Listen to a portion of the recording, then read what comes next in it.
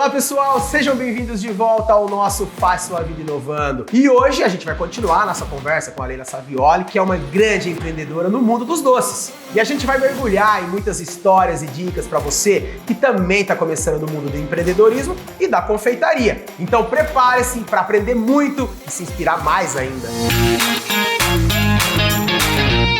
Então vamos lá, Leila, hoje a gente separou algumas perguntas aqui pra você, pra gente deixar bem explicado mesmo pra todo mundo tá acompanhando a gente, quer saber da sua história e quer saber como se tornar uma Leila Savioli também. Vamos ao que interessa aqui, que todo mundo que tá começando quer saber também. Leila, conta pra gente como foi os primeiros dias do seu negócio, como que foi essa experiência e quando que foi que você viu que era um trabalho, era um negócio, era uma empresa? Os primeiros dias de trabalho, né, que foi no meu primeiro casamento, foi pra gente uma semana muito feliz, porque tão rapidamente a gente fechar um contrato de 1.500 doces, né, assim, o primeiro evento, um evento grande, graças a Deus, foi uma semana muito feliz, mas ao mesmo tempo preocupante. Porque você fica preocupado, né, que como eu falei, é um evento de uma grande responsabilidade, um casamento.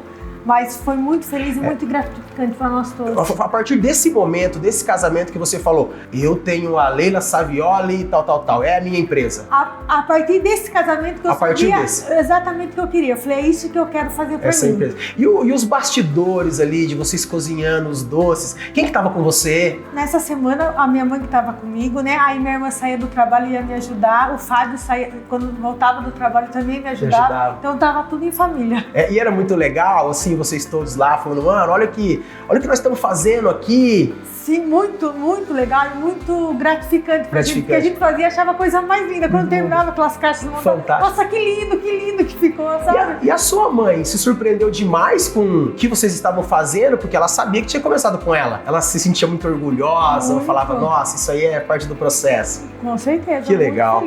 Que fantástico, né? Teve algum momento que você sentiu realmente que você estava empreendendo? Eu senti quando nós começamos a ter vários casamentos. Toda final de semana a gente tinha casamento. Eu falei, não, isso é uma empresa mesmo. Mas assim, o dinheiro, claro que é importante. Mas pra mim sempre foi a paixão pelo que eu faço, entendeu? Que não tem coisa melhor, né? E quais foram os principais obstáculos que vocês enfrentaram ali nesse começo? Vamos falar nos primeiros casamentos. Quais foram os maiores obstáculos que vocês enfrentaram? Pode-se dizer de matéria-prima, de equipamentos? Como que foi? Então, de matéria-prima, graças a Deus a gente não teve, porque como eu falei pra você, a gente sempre prezou, a minha família sempre prezou pela qualidade de tudo que a gente consumia em casa, era sempre de muita qualidade, né? Mas eu acho que foi a logística da entrega, deu tudo certo, graças a Deus, mas como a gente nunca tinha feito uma entrega, então isso preocupava, né? Como que eu vou levar, como que eu vou fazer, sabe? Pra mim foi um desafio muito grande nesse evento, a entrega. Quem está pensando em começar, o que ela deve fazer? Qual que é os primeiros passos? Então, eu acho que, em primeiro lugar, ela tem que estudar, né? Estudar os doces que ela quer fazer. Porque quando a gente trabalha com confeitaria, tem vários ramos que você pode ir, né? Tem a linha dos doces finos, tem pessoas que são especializadas somente em bolo. Então, tem vários ramos dentro da confeitaria. Em primeiro lugar, tem que saber o que é que ela gosta mais de fazer. A partir disso, eu acho que ela estudar, fazer curso, testar muita receita na casa dela e seguir em frente. Eu acho que o começo, no início, eu acho que as pessoas têm que se preocupar um tanto com o que é desafiador ou não. Sim. Que tem que ter um pouco mais de pé no chão, por exemplo. Vamos dizer, você com a experiência que você tem, você diria para as pessoas não arriscarem em fazer coisas mirabolantes para não errar, não perder qualidade. Por exemplo, vamos começar no simples. Você indicaria isso para quem está começando, por exemplo? Eu indicaria. Você acha que começar no simples e a pessoa estudando e evoluindo. Chegou, ficou concreto, ficou no automático fazer aquele tipo de produto, aí ela vai para outro, diferente de querer inventar demais para não cair no cavalo, né, como a gente diz. Bacana, isso é muito importante, né, porque tem muita gente que quer aproveitar a onda dos grandes, por exemplo, e não dá conta. Sim. Atrapalha o comércio. Se tem uma situação que a gente comentou no primeiro episódio, de que a pessoa achou barato. Sim. Achou barato os doces. Sim. E acontece muito isso ao contrário, de ser barato, não sabe fazer e não tem uma entrega à altura do que ela prometeu. Então eu acho também, eu sou suspeito de falar, porque realmente eu comecei tirando fotinhas, fazendo videozinhos, até depois que eu já tinha tranquilidade suficiente para partir para um profissional, para uma câmera, alguma coisa do tipo, eu fui seguindo o processo. Então, para mim, falar que eu comecei no simples é muito legal e foi realmente um aprendizado para mim. Acredito que se eu quisesse, de repente, chamar lá a diretoria, chamar os câmeras e de repente a gente começar com tudo aquilo, eu acho que eu ficaria um pouco travado, Sim. vamos dizer assim, travado, e não conseguiria fazer a entrega que foi tão natural. Então, eu acho que o simples não erra, né? Não, de forma alguma. Ó, aqui é uma pergunta muito interessante. Tem algum erro que os iniciantes erram demais como confeiteiro? Nem todos, mas às vezes a pessoa começa com um determinado produto, às vezes a gente tem alteração de valor, né? Aí a pessoa, para poder ganhar um pouco mais, ela vai e troca por um produto inferior. Eu acho que isso é um grande erro, na minha opinião. Isso é um grande erro. Eu acho que é um grande erro. A gente está falando de confeitaria, mas eu tenho muito isso como exemplo no nosso. A gente tem muitos influenciadores que mostram lá como fazer determinados pratos, por exemplo, com tantos reais. E eles criam, muitas vezes, quem está acompanhando, cria a expectativa de comer alguma coisa igual a pessoa, o influenciador que é preparado, é experiente, é profissional. E se elas não usarem um produto de muita qualidade, que às vezes não dá para ser compatível, Sim, com certeza. vamos fazer uma receita para tantas pessoas com X reais.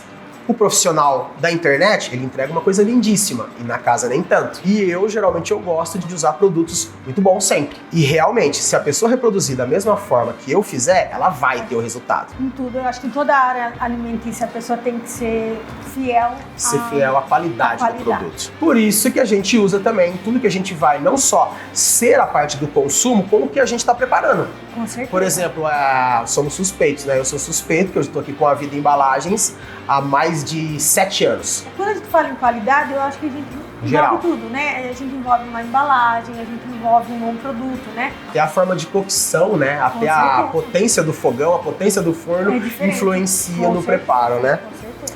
Como você impacta os produtos da vida nos seus preparos, por exemplo? São essenciais? Você escolheu a vida por quê? Eu escolhi pela qualidade. Pela qualidade. Pela qualidade. A gente tem aqui o plástico filme, o alumínio e o papel manteiga, por exemplo. Onde você usa, em quais tipos de preparo você usa esses produtos que a gente está vendo aqui? O papel manteiga nós usamos bastante para fazer brownie, para banhar os doces, né? Então a gente coloca na bancada e banha os doces até a hora que o chocolate se cristaliza e a gente retira, então ele não gruda. Não gruda lá. Aí o papel alumínio a gente usa para fazer torta, então a gente coloca a torta, coloca o papel alumínio, coloca um pezinho para a massa não subir, ficar bem certinha na forma. Usamos papel alumínio para fazer quindim, para fazer pudim, o plástico filme para cobrir tudo que fica. Então faz brigadeiro, coloca o plástico filme bem rentinho para não cristalizar o brigadeiro. O que você indicaria para quem, por exemplo, está vendendo doce para fazer uma rendinha extra, para pagar a faculdade? Por exemplo, o que seria legal para produzir e fazer a venda? Hoje a gente tem essas tampas PET, né? Sim, as tampas PET que daí quem vai consumir pode ver o produto que tem lá dentro, né? Mas o que você indicaria, por exemplo, para as pessoas que estão começando a fazer para vender desses tipos? Se eu estivesse começando hoje, por exemplo, eu usaria para fazer bolo gelado. Bolo gelado de coco, um bolo gelado de brigadeiro, porque a pessoa não precisa ter muita técnica, né? Não exige assim um acabamento perfeito, porque você vai molhar com uma calda, vai jogar coco, se for de chocolate você vai colocar um brigadeiro, jogar um granulado em cima, então um doce que não exige técnica. Dá para ter muito sabor e a pessoa tá começando e ainda ficar naquela assim, eu não consigo fazer uma apresentação tão boa assim. Isso daí acho que realmente, né, dá pra, vamos dizer assim, uma incrementada no produto. Sim. No produto, deixar bem apresentável, mas a pessoa não precisa ter tanta experiência para deixar um acabamento perfeito, vamos dizer assim. Tem um capricho na embalagem, né? Colocaria um lacinho, uma colherzinha de madeira para dar uma incrementadinha no produto. Pô, fica a dica aí, hein? Olha, muito interessante. Só não tá fazendo quem não quer, né? Só não tá fazendo quem não quer. Você já se confundiu e misturou o doce com o salgado em alguma vez? Você foi preparar uma receita? Não, só na minha casa, porque eu esqueci de colocar açúcar no bolo. Eu cheguei em casa, fui fazer um bolo pra minha filha, que ela ia levar na casa da minha mãe. Aí eu fiz o bolo. Na hora que tava assando, eu já achei o bolo estranho. Eu falei, nossa, esse bolo tá com a coloração diferente, esse bolo de cenoura. Mas eu falei, não cresceu tanto, né? Na hora que saiu, eu experimentei e falei, meu, esse bolo tá sem açúcar. Aí dei pro Fábio e falei, Fábio, esse bolo tá sem açúcar. Mas como eu faço tanto na cozinha, na minha cabeça eu já tinha colocado o açúcar, entendeu? Aí que eu fiz uma calda bem docinha, aquelas caldinhas duras de chocolate e coloquei e deu tudo certo. Já aconteceu de eu fazer o hambúrguer sem sal, né? Você se policia demais Muito. pra você fazer, por exemplo, confeitaria, a gente sabe que, diferente da cozinha normal, né, que a gente vai lá, pega e mistura, vai provando, confeitaria não dá pra você Não. ficar fazendo muito detalhes, né? E isso se torna uma parte muito difícil, só que 100% importante pra quem vai fazer a medida exata, porque tem muito disso, né? A medida exata. Isso daí pode ser talvez um empecilho, é mais costume. Eu nem vejo como empecilho, eu já vejo como uma pessoa criteriosa no que está fazendo. Eu acho que é muito importante, porque você tem que estar sempre seguindo aquele padrão, né? Seguindo aquela medida. A pessoa não pode comprar um doce hoje, o doce está, digamos, menos doce, um exemplo, e amanhã... Menos doce. Então eu acho que tem que seguir um padrão, é muito importante. O mesmo sabor do doce de 15 anos atrás é o sabor do doce de hoje? É mesmo. Isso é por conta de realmente ser peculiar nas medidas, padrão de produto. Sim, tempo de preparo, os insumos, né? É tudo mesma coisa. Não basta querer ser empreendedor, tem que ter disciplina, né? Tem muita disciplina. Leila, então obrigado por tantas histórias, por tantas dicas. É muito fantástico poder ter essa experiência de saber um pouco mais, sendo realmente uma história de sucesso, uma história de empreendedorismo, de dedicação, de resiliência, né? Porque nem tudo no começo são flores, igual a gente disse, né? E obrigado mais uma vez. E agora a gente vai ter que partir pra prática, hein? Isso, vamos lá. Vamos lá. Então é isso aí, pessoal. Vocês não podem perder o próximo episódio. A gente vai trocar de cenário e a gente vai ver na prática uma receita que a Leila preparou pra gente. E se vocês gostaram da nossa história até aqui, não se esqueçam de se inscrever no nosso canal, comentar e compartilhar com todo mundo. Até lá e continue inovando com a vida.